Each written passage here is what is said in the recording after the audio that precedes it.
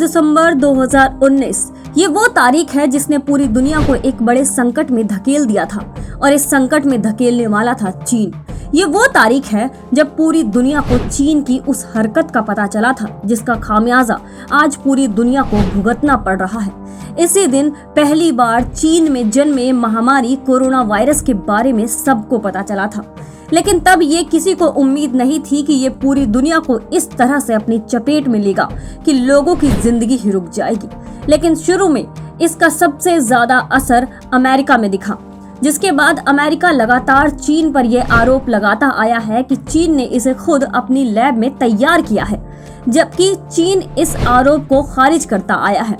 चीन ने कहा कि ये वायरस प्राकृतिक है, लेकिन अब ऐसा लगता है कि चीन के सारे दावे गलत साबित होने वाले हैं। अमेरिका ने दावा किया है कि उन्हें इस बात के पुख्ता सबूत मिले हैं कि कोरोना वायरस को चीन ने लैब में तैयार किया है, जिसे वो पिछले 6 सालों से तैयार कर रहा था।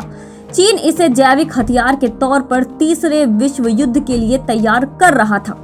चीन का मानना है कि तीसरा विश्व युद्ध जैविक हमलों के जरिए ही लड़ा जाएगा और इसलिए 2015 से ही कोरोना वायरस पर परीक्षण चल रहा था, लेकिन इस पर परीक्षण पूरा नहीं हुआ था और इस वायरस का समय से पहले ही एक्सप्लोजन हो गया, जिसके कारण आज हालात इतने ज्यादा खराब हैं। अमेरिका ने कहा कि वो पहले से ही कह रहे हैं कि चीन ने इसे खुद तैयार किया है, क्योंकि वो दुनिया में बाकी देशों को कोरोना से कमजोर करके एक महाशक्ति बनना चाहता है, लेकिन समय से पहले बाहर आने के कारण ही हालात इस कदर खराब हो गए।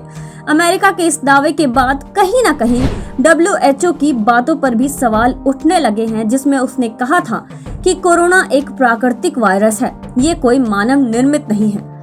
अमेरिका के इस दावे के बाद अब चीन का क्या जवाब आता है, ये भी देखने वाली बात होगी।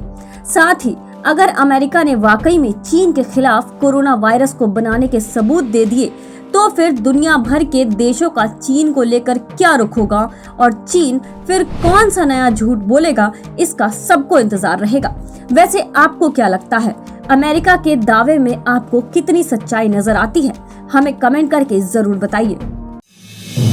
आप देख रहे हैं नेटरिक न्यूज, साहस सच कहने का।